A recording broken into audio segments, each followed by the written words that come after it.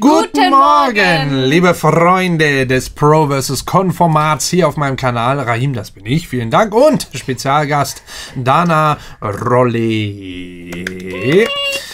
Sie wieder einmal hier verteidigt hier die Position des Konsumenten, hier in dem Format im Pro vs. Con, wo der Produzent, vermeintlich ich, versucht Dinge hier rauszuhören, die ja, gerade jetzt hier wieder im K-Pop-Universum, was hier eben produziert wird und wie gut oder schlecht das ist. Das ist ja unsere persönliche Meinung. Das hat nichts damit zu tun, ob ich Produzent bin oder nicht. Also naja, natürlich spielt das damit rein, aber ich versuche das halt dann auch ein bisschen, aber dafür ist Dana ja. Und Dana kann dann vor allen Dingen eben noch als Fashionista hier noch auf die Klamotten eingehen und als Beauty-Profi, Alter, auch hier immer schön auf die ganzen Make-up-Sachen, die Mädels da teilweise, oder die Jungs vor allen Dingen auch, hier im K-Pop-Universum haben die Jungs da auch immer einiges am Start, wo man dann so ein bisschen neidisch hinguckt, wie glatt die dann immer aussehen, was so ein bisschen natürlich auch Make-up ist, aber auch ein bisschen Videoeffekte und so weiter. Aber die haben auch extrem gute Haut in Korea. Ja. Ganz ehrlich, als wir bei dem Konzert waren von Blackpink zum Beispiel, die sahen ja trotzdem makellos aus. Ja, ich sage ja, man kann einfach nur neidisch rüberschauen. Gut, heute haben wir uns was ausgedacht, beziehungsweise Dana hat das wieder mal hier rausgepickt, und zwar Sunmi mit ihrem Song Gashina. Der ist schon circa ein Jahr alt, aber ihr habt gesagt, checkt den unbedingt mal ab. Und auch einen anderen Song noch von ihr, den wir abchecken sollen, aber wir dachten, wir fangen diesmal mal mit dem älteren an. Und ja, gibt's noch was zu sagen? Ne, legen wir einmal los. So ein Milkshake? Ja, wäre nicht schlecht. Also, zum Frühstück, ja, hätte ich auch Lust. Können wir machen. Mach mal Milkshake.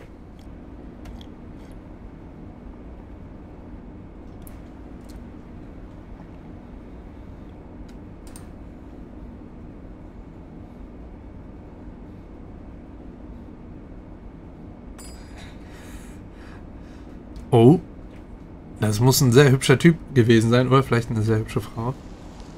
Ein Geist. Sunmi. Schönes Sounddesign auf jeden Fall schon mal hier. Ambience. Was ist mit diesem Rauschen? Das klingt wie so eine Klimaanlage. Ja, soll es wahrscheinlich auch sein. Da fehlen natürlich ein paar Sounds, die hier nachträglich hätten eingefügt werden können, aber darum geht es hier ja nicht.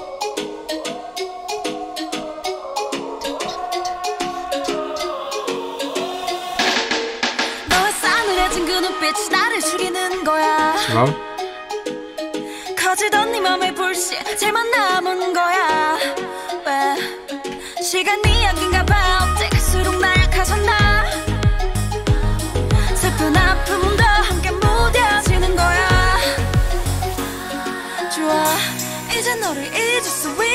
Ja, also bisher ja ganz smooth, muss man sagen. Hier klingt sehr fröhlich.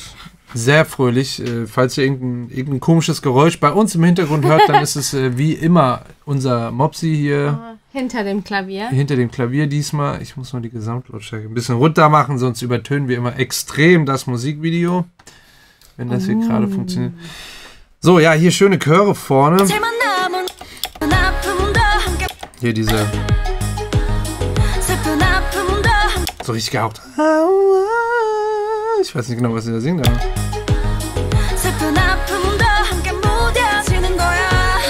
Ja, auch, ne? Die Doubles hier so richtig schön gehaucht. Das ist bei der Aufnahme im Gesang höchstwahrscheinlich dann schon sehr, sehr gehaucht. Also sehr viel Luft benutzt worden, damit es eben so richtig smooth daherkommt. Okay.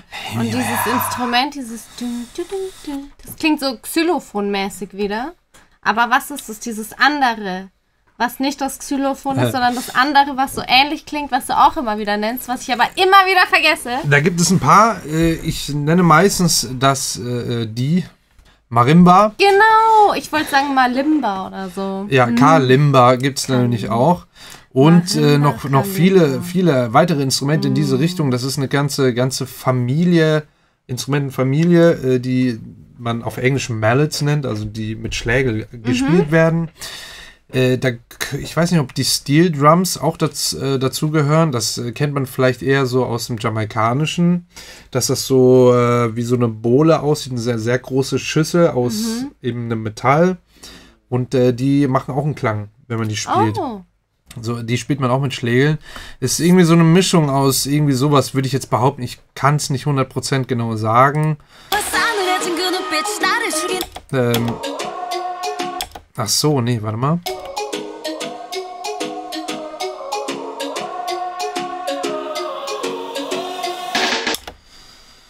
Also, nee, Steel Drums auf gar keinen Fall. Das ist nämlich komplett wieder zurück. Das ist eher tatsächlich wahrscheinlich wirklich so ein Marimba oder Marimbaphon gibt es auch, was im Hintergrund spielt. Also es sind 2 Instrumente übereinander, die da gelayert sind. Man hört aber das, was ich vor allen Dingen im Vordergrund höre, ist eher so ein Flöteninstrumente. Dieses ja, deswegen klingt das so... Zusammen klingt das irgendwie so... Ja. Speziell? Ja.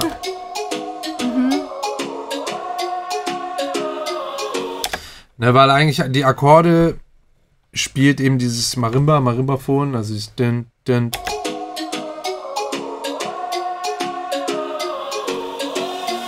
Und drüber spielt eigentlich dieses Panflöte, irgendwas Flötenmäßiges, spielt dann schon die Melodie drüber. So. Ja, hören wir mal weiter. Das sind schon Pre-Chorus, ja.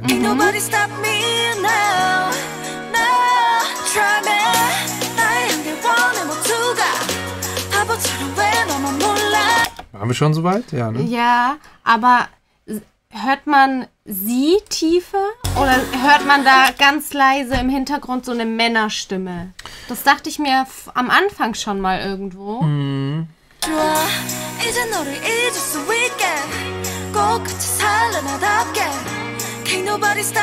Also wir haben auf jeden Fall eine E-Gitarre, die dann die Open Chords spielt, also die Akkorde offen und ausklingend spielt. Aber es ist die ganze Zeit tatsächlich eine Harmonie gesungen auf die Hauptstimme von ihr, die wir eben direkt vor uns mittig hören. Setzt am besten die Kopfhörer wieder einmal auf. Ich sage es ja jedes Mal. Es müssen nicht diese sein, die sind unten verlinkt. Kleiner Hint nochmal, aber ihr wisst ja Bescheid, es können natürlich auch andere Kopfhörer sein. Und da sind dann eben gedoppelt andere Töne, die diese Melodie, also sie singt es in einem anderen Ton, die Melodie dann eben drunter und drüber und nochmal drunter, glaube ich. Also 2.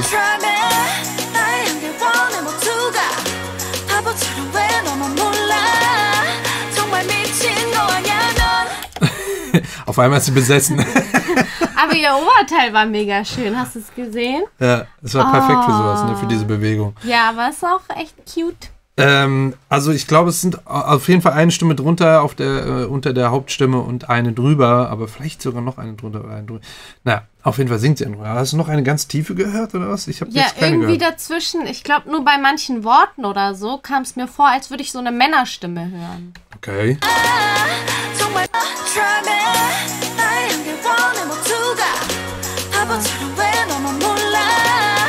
Dann nicht mehr. Davor war das.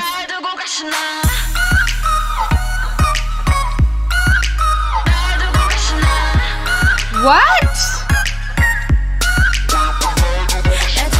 Nice. Geil, mit dem Mantel. Das war hier jetzt ein richtiger Break, so, ne, von dem, was vorher gerade kam. Der Mantel, ich trage Mantel, wo war der jetzt?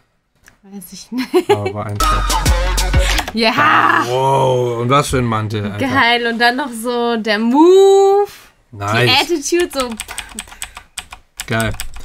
Cool. Hoffentlich natürlich Fake Fur. Oh ja. Oder wie sagt ihr immer? Let's hope. Wie sagt ihr immer? Fake Fur? Ja. Faux Fur. Faux Fur.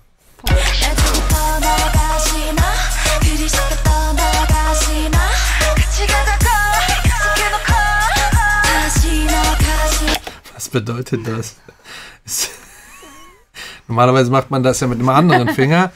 Aber wir befinden uns ja auf anderen Breitengraden. Kann sein, dass da das etwas Schlimmes heißt. So wie, Keine Ahnung, oder es ist halt eben, damit der Finger nicht benutzt wird. Extra, ja, kann auch sein. So wie letztens die Nummer ja auch Trottel hieß, ne? Ja, Twit. Twit, ja. Wobei, das war eigentlich ein englisches Wort einfach. Ich kannte das gar nicht. Ja. Ja. Also aber benutzt man eher so in Großbritannien, oder? Kann sein. Ich glaube, die Amerikaner benutzen das gar nicht. Ich habe das noch nie gehört, deswegen also britisch-englisch eher. War mir das so unbekannt und ich bin auch gar nicht auf die Idee gekommen, dass es Englisch sein könnte, weil ich bin einfach davon ausgegangen, dass es irgendwie koreanisch war. Ja. Twit. Weiß nicht. Ich kenne Twat. Nee, Twat. Ja. Ja. Das ist was anderes.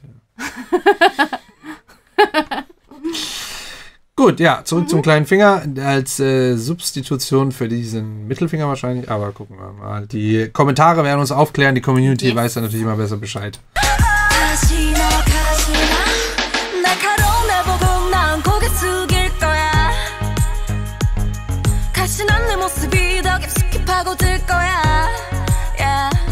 Also dieser Basslauf im Hintergrund, der hat so ein bisschen, geiles Bild auch. Nicht den Kopf in die Wäsche stecken. Perfekt angehalten. Ja, wieder einmal. Ja, der hat so ein bisschen 80s-Vibe. Der klingt so ein bisschen warm, so ein Synthesizer, der aber so einen analogen Flair tatsächlich noch hat. Dass es so ein bisschen warm nachklingt. Also so richtig schön. Bum, bum, bum, bum, ne? Das ist auf jeden Fall sehr, sehr nice. Und dann kommen hier tatsächlich einfach wieder so ein klassisches akustisches Klavier, das hier dann die Akkorde setzt. Das, was wir vorher mit dem Marimba oder was auch immer das wahrscheinlich war. Also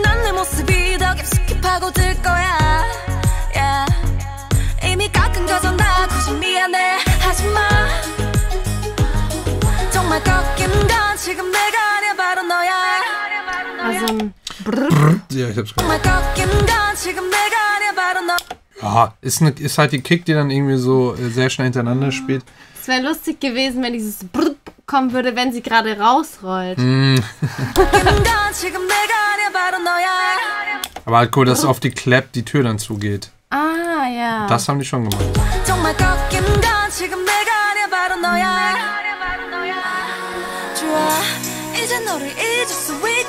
Auch geil hier diesen Wupp.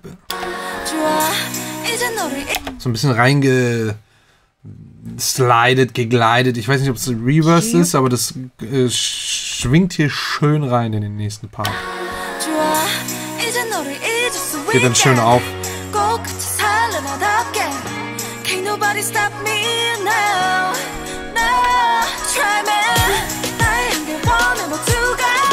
Also geht baden.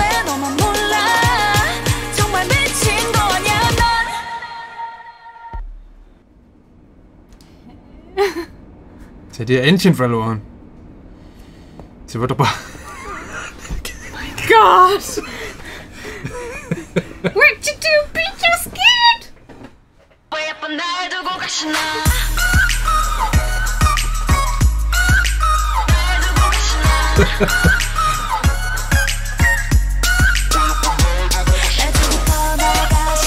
Man sagt ja, umso hübscher die Frauen sind, umso verrückter sind sie ja auch.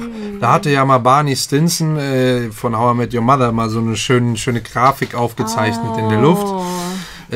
So Beauty- und Crazy-Faktor, dass sie dann irgendwann so hoch sind, dass man da einfach nicht mehr mitziehen kann. Und sie hatte definitiv gerade diesen Augenblick von Crazy Eyes, auch wenn sie es gerade versucht hat abzudecken mit ihrer Brille. Richtig crazy. Also ich habe echt Schiss bekommen. Schauspielern kann sie auf jeden Fall und singen sowieso. Das kann man. Also ich muss sagen, echt eine angenehme Stimme, hat auch schon wieder so einen sehr internationalen Charakter einfach wieder. Voll, aber es hat auch so was, weiß nicht, so eine internationale Sommernummer irgendwie. Ja. Ein bisschen durch die Instrumente her vielleicht. Ja, finde ich auch. Aber halt ein cooler Break, also packt dann ja wirklich jedes Musikvideo an der Stelle und dann auch musikalisch, dass es dann hier in so eine coole Hook reingeht. Wirklich, wirklich cool. Auch fand ich diesen Kurzhaarschnitt-Bob-Outfit mal hier. Es ist sie ja noch, oder? Da sieht sie komplett anders aus. Ich glaube schon, dass sie das ist, aber da sieht sie wirklich anders aus. Richtig krass. Also. Das Hemd ist cool. Ja, das ganze Outfit, oder nicht? Ja, aber das Hemd vor allem fand ich geil. Wer schleicht sich denn da schon wieder an? Der Mopsi ist unterwegs. So, weiter geht's.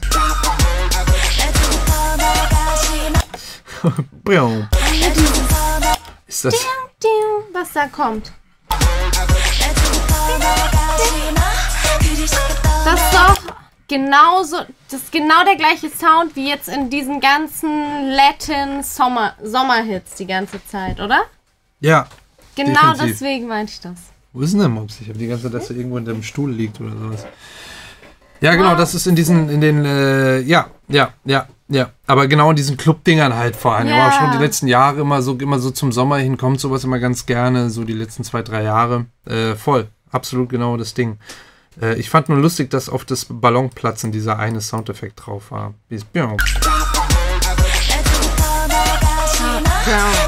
Und, dass du noch nichts zu diesem Rock gesagt hast, dass er so einen krassen Effekt macht. Wenn man den auseinanderzieht und zusammen hat. Ja, also ist schon cool so, der Effekt, aber irgendwie ist jetzt nicht so meins. Ich würde den tragen. Aber Respekt, also gehört auf jeden Fall was dazu, dass man das so hinbekommt. Vor allem, wie kriegt man sowas so hin? Ja, gut, das ist halt, weil es so ein Pleated Skirt ist, also Plaids, dieser Faltenrock. Und dann liegen die Falten so aufeinander und dann muss es aber fest aufeinander liegen, also sind die wahrscheinlich festgesteckt, sodass er bedruckt wird in den Falten und wenn du den dann aufmachst, hast du eben diese freien Zwischendinger, weil die nicht bedruckt wurden, weil die ja, ne? Ja, genau. Ich hoffe, ihr habt's alle verstanden. Ja. Nee, ja, macht Sinn auf jeden Fall, aber ja. Ist auf jeden Fall aufwendig. Voll. Das sieht doch cool aus. Ja.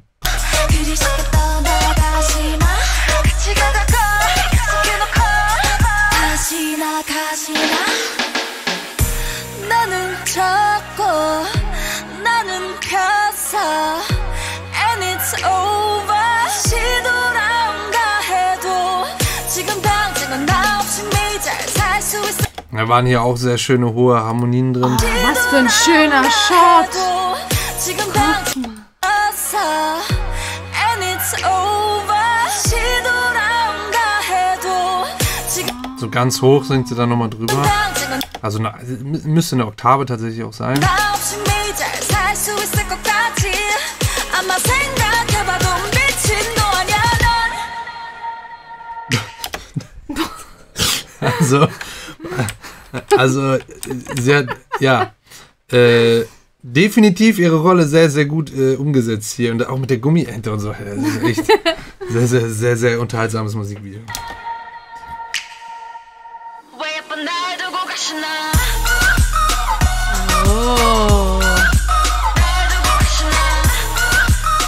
Geiles Outfit. Oh mein Gott. 떠나가시나 그리스도 떠나가시나 같이 가자고 약속해놓고 다시 나가시나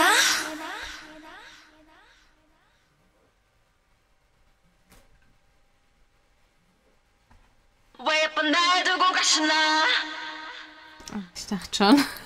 Ja, ich hab schon leiser gemacht, weil ich irgendwie Schiss hatte, dass irgendwas kommt.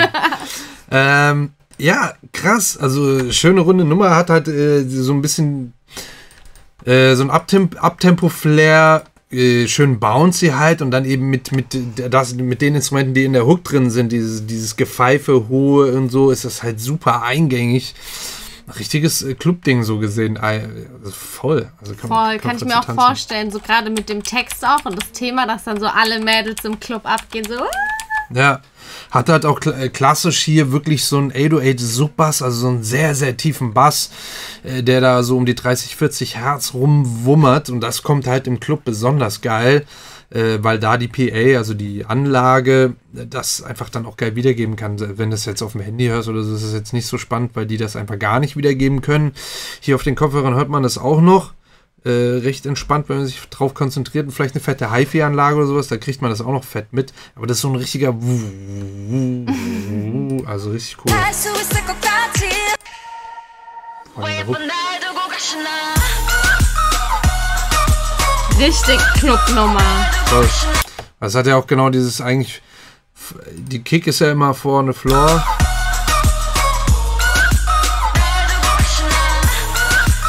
Und somit der Snare ist, die Snare, beziehungsweise auch die Claps teilweise zwischendrin, also es ist mal so, mal ist es beides, mal ist es, ja, okay.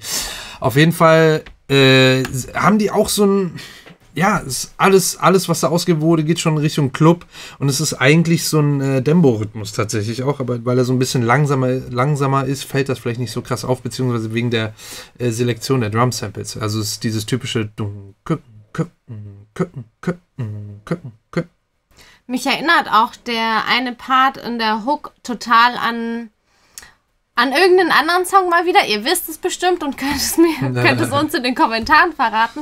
Ich weiß viele nicht, Songs ob es wahrscheinlich. Major Lazer war Ja, also von vor viele. ein paar Jahren oder irgendwie, das hat auch, es klingt fast gleich, aber ich komme gerade wieder nicht drauf. Es sind viele Songs, die so klingen in die Richtung. Ja, aber das ist halt Mainstream. So, da machen halt dann mit den kleinen Details oder wer das dann eben performt, macht dann erst wirklich aus oder macht die Nummer dann letztendlich erst aus, weil die Dinge, die da bedient werden, sind grundsätzlich immer die gleichen, da kann man halt nichts machen. Aber coole Nummer auf jeden Fall, sehr, sehr fett. Cooles Video auch, krasse Outfits teilweise hier zwischendrin. Geiles Outfit. Ich würde sagen, sonst gibt es nichts weiter. Ich habe auch nichts mehr. War gut. Und, vielen, vielen Dank für den Tipp, dass wir das hier abchecken sollten. Und wenn ihr was gelernt habt und mitnehmen konntet und euch es gefallen hat, lasst gerne ein Abo da als Zeichen der Dankbarkeit und natürlich den Glöckchen an für den Ehrenmann. That's me, vielen Dank. Ja, und nicht vergessen, auch bei Dana vorbeizuschauen, denn sie hat auch einen YouTube-Kanal und mich soeben taub gemacht. Ein YouTube-Kanal, Instagram, lalala, hin und her. Checkt das alles ab. Alles ist da, alles ist unten. Genau, Social Media, alles unten verlinkt in der Beschreibung. Sie bringt auch jeden Sonntag ein Video raus. Da haben wir auch einiges schon ein bisschen K-Pop-related gemacht, aber auch schon ein paar andere Sachen. Guckt gerne mal vorbei. Lasst einen Kommentar bei ihr auch da. Schreibt Hashtag Rahim hat mich hergebracht oder sowas. Tschüss. Ciao.